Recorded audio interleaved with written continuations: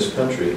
It just has liberalized some of its trade. So you have like a million Uyghur Muslims who have been harassed and abused and rounded up and treated with a true lack of human rights. So we've got that going on. So China is a convoluted, very difficult diplomatic situation for us, from everything from the South China Sea, which we want to make sure those lanes keep open. We're trying to help some of our historic allies in the region, the ANZUS ally treaty. You've got Australia, New Zealand, they're concerned with what's going on in the South China Sea. So you have all this going on that front. You've got the economic issue, you've got the human rights issues that are going on in China. And so China is going to be an ongoing problem. And I didn't get to this, we go back, if we come full circle and go back to our national debt, China owns over roughly a third of our national debt instruments. So when you get to 2026, 2028, when we start seeing some of these other programs start going down, we can be leveraged fairly easy. China's playing a long game, quite frankly, and our government is not set up to play a strong long game. Oh, sorry, that's encouraging. Well, so this is what my wife always tells me, Andy, you can be such a downer. I'm just trying to tell you the way that I see it, what I know. And I will tell you that the hopefulness is that Japan is taking some real steps to try to deal with that. South Korea is taking some real steps, even though North Korea and the Vietnam talks didn't go as well as we would have liked necessarily. Sometimes you do have to walk away. We still have leverage on North Korea. North Korea knows we still have leverage on them, so those talks are still going. The hope is that you'll see North Korea denuclearized. By the way, 20 years ago, I had a professor who was an Asian specialist tell me there's no way ever, because I wrote a paper saying I think North Korea is working towards getting nukes. He said, there's no way North Korea will ever get nukes. Anyway, so anyway, you're seeing some positive things going on over there as well, and we have to take hope with that. China ostensibly is helping us with North Korea, but again, we're not real sure because we're not always privy to those discussions. Absolutely. So along those lines, we've talked about increasing our trade then in Mexico, setting up some of those factories just south of the border and switching that. But that requires some real issues on a border. So where do you see border security going? How do we reform immigration so that we can get more of the skilled and unskilled workers we need right away? So, for example, the hospitality industry, the construction industry, agriculture, all have a shortage of workers. Yeah, okay, so I've always said, quite frankly, before you get to the full reforms that are necessary, you have to secure the border so you know who's coming in and you stop it. Because just to give you an idea, I talked to the head of USCIS 3 weeks ago and asked some pointed questions about what's happening. And a year ago, when I asked, they told me we were interdicting about half of everybody who comes to the country illegally from across the southern border. Now they estimate that we're interdicting 1/3. So, and they're projecting a little over 1 million people will be stopped entering the country. So that means that there's 3 million attempting to get into the country, 2 million successfully. We don't know who they are, what they go under, or anything like that. Until you bring that under control, all the other issues become too visceral for a risk-averse body like Congress to address. Right? And I'm being straight with them. It's just Congress is a risk-averse body. You have to realize that. And so you will see the border wall is going to go up. That will slow and direct and channel people who are coming across so we can interdict more. The problem, though, is if we don't address some of the other underlying laws, like the asylum law right now is, and the way it's been interpreted by the courts in the Flores case, and the settlement agreement with the Flores issue from 20 years ago, we can't hold and detain until we've processed. So what that, so I want to keep this somewhat logical. So when you think of this, on the asylum law, the way it's being applied today, is somebody comes across the border. So you saw the rush in San Diego where they cut through the hole and they're rushing through, right? Well, they caught a bunch of those folks, and everyone they caught said, I'm seeking asylum. Everyone caught that. And the numbers that we used to get maybe 2,000 to 5,000 people a year claiming asylum. It's like, it's like 200,000 people claiming asylum. And you can't deal with that because, first of all, we don't have detention facilities that deal with that. And the second thing is, so all fencing, for instance, that we build is on the U.S. side. So if you have someone get on the fence and the Border Patrol agent goes over to them and says, get off the fence, they'll say, I want asylum. And so now our Border Patrol agent has to figure out a way to go around, get them off the fence and bring them into the country because they're already technically in the country. And so this is where we are, and we will get over 100, we will catch over 100,000 people in March, 75,000 in February, and of those, since January, we've already released 86,000 people into the interior because we had no place to keep them, and we could not keep them longer than 20 days, and the average asylum case now is running in the years before a case will be called.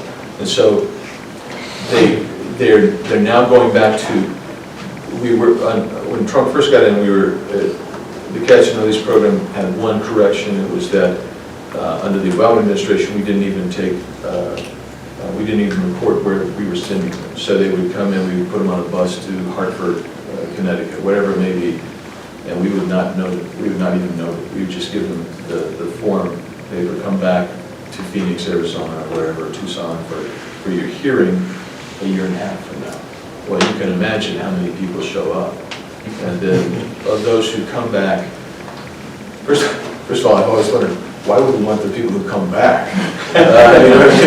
We do want a little bit more aggressive people who to be here, a little more aggressive. But anyway, those who come back, it's something like 1 in 10 actually qualify for asylum, maybe lower than that. And so there's a hole in our asylum law, and it's big and broad, and so these are issues that are huge. At the same time, I know the other issue is huge with regard to labor, and how do we get people out and get them working, and make sure that we can stay viable in some of these industries. But we get back to my first point was this: until you secure the border enough where you have some measure of control, I just don't know how you can. I've never seen us be able to do this and have a non-emotional, non-visceral discussion and debate on how to resolve some of these other important issues. Because it's like you got to build a foundation first in order to have that discussion. So that's and at the same time, my colleagues on the other side of the aisle, when I talk to them, they'll tell you there's no problem at all. Which is my follow-up. So reading the Washington Post, the New York Times, and I just read another article, 7 myths about the border. Nobody's crossing illegally. Right.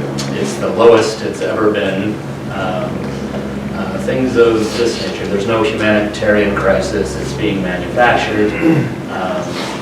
And yet we have the separation, the family separation issue, which is either happening or not happening, I guess. Somehow simultaneously there's no illegal crossings, but we're detaining people and separating families.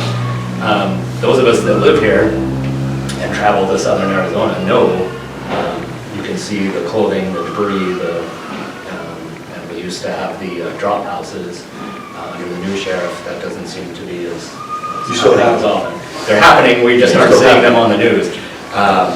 So we have all of this going, so we have this huge rift in the dialogue. Yeah. How do we How do we bring that back together? Is there any way of getting Congress in middle ground on that to make something happen going forward? I'm pessimistic at getting to middle ground on it, and I'll tell you why, because a number of months back I was had a debate with one of my colleagues across town. Actually, we're good friends, but we were on a television show debating this issue, and he says, well, I am for border security. Basically there's no issue. I said, well, I'd invite you to come. I'm bringing down a number of congressmen to the border. I'd like you to come. And we specifically invited people who would come. And we're taking another group down next month. And we will get no Democrats. No Democrats will come because it upsets the narrative. Because the narrative is real simple. It's that there's no problem. This is a manufactured crisis. This is a political thing for the administration. And so there's not a problem. But when you look at the numbers, and I actually wrote a book on illegal immigration one time. It's a kind of a funny story. I wrote this book, and I shopped it, and finally the agent came to me. He says, look, and he said, I like the book. I was going to put that part in there because maybe it was just a stinker of a book. But he always says, I think the book is a good book. It's decent, it's good, it's interesting. Decent's not around, it's just not a sound endorsement of a book. But anyway, he says, but nobody wants to publish a book on illegal immigration. Nobody's going to buy that. And so I had accumulated all kinds of data on what it's real easy. If you want to see the actual apprehensions, you can go online and see them. They're there. And you can go back for 30 years and see what those apprehensions are. And they're right. It's not an all-time low, but it's not as high as it was in the early 2000s. Anyways, I finished writing the book. So nobody bought the book and didn't get published, but Jeb Bush published a book about 6 months after on illegal immigration, and turns out the publishers were all right. Nobody bought his book either. So nobody will buy a book on illegal immigration. Nobody's reading about it. Yeah. So, but anyway, to get back to the point, they believe that truly that this is overblown, that everything is overstated. So when Secretary Nielsen comes in and testifies before Congress, we're going to have 1 million people in fiscal year 2019 that we will apprehend crossing the border, which, by the way, is no longer the lowest it's ever been.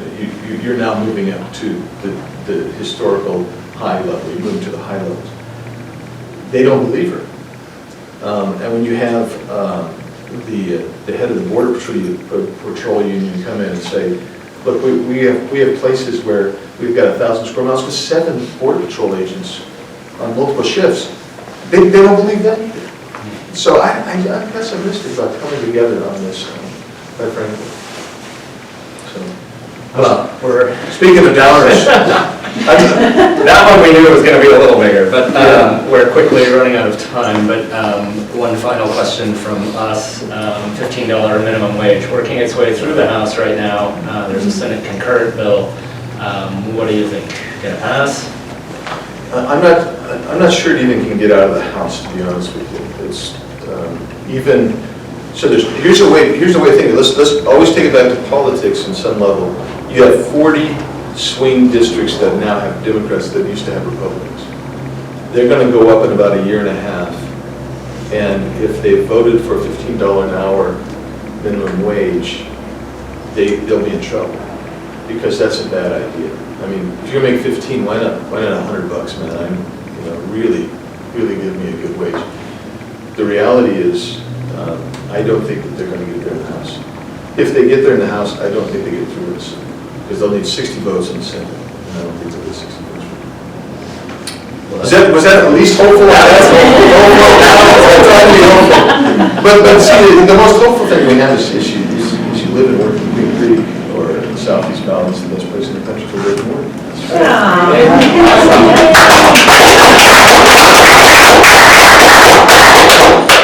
We have time for a quick question and a quicker answer. I know that's what you're saying, Chris. We had one submitted. Sandy has one. Well, and you already kind of talked on it, but I appreciate you coming today and chatting. It was with the Border Security. My husband is with Homeland Security, and he partners with the Border Patrol. And just earlier this week, we had just over 100 some come in. And, just curious because the ICE is where we're housing them. We can't house all of them, so where are we going with the people that are coming in? And I know you said bus them all to one point, show up in a year for a hearing, but then we never see people again. Yeah, you never see them. So what's happening is, there's been a change in policy this week. And what that policy is, ICE used to be the ones, so Border Patrol apprehends, gives them to ICE, ICE detains as long as they can, and they will release them on the street, wherever they're going. I've been at Sky Harbor Airport going to, and I'll see 50 people sitting there with their bag that they're given by ICE, and they're being flown somewhere in the country that taxpayers are paying for it, and they will never show up for their hearing yet. So the new process now, though, however, is ICE really doesn't want to be the ones releasing them in the country. So Border Patrol's not even going to turn a lot of these people over. They're going to actually, Border Patrol now will have to release them. So I talked to a Border Patrol agent a couple days ago, and they're really upset by that. The morale, the ICE, Border Patrol, Customs, they're the most vilified people in this country. They're constantly referred to as Nazis because of the separation. They're as Hitler's the most unsympathetic characters you can get. The morale is so low, and they can't get new workers in. So even the last bill that authorized more Border Patrol agents, they can't fill the vacancies that they have now. And it's a real problem. And that bill, speaking of releases, that bill says that they have to average, they get the money to average 40,000 people detained on a monthly basis. Well, for the first 6 months of this year, they were about 50,000. So just to get down to 40,000 to average it, for the next 6 months, you have to maintain a 30,000, which means that you'll be releasing anywhere from 15 to 20,000 people a month into the country. And I asked the guy, how are you vetting them? He says, well, we let the least bad ones go. That's what he said. He said, we can't do a full vet, and we have to let people go that we really don't know what they're going to be like or what they're going to do, because we don't have a full vet, and we just have to get them out of there by the current state of the law. So there's a lot of things going on with the law there in that area that makes it very complicated. Thank you. Well, thank you so much for your time. Chris. It's been great. We have a lot more questions, but we'll save those for the next time around. We appreciate you being out. Thank you.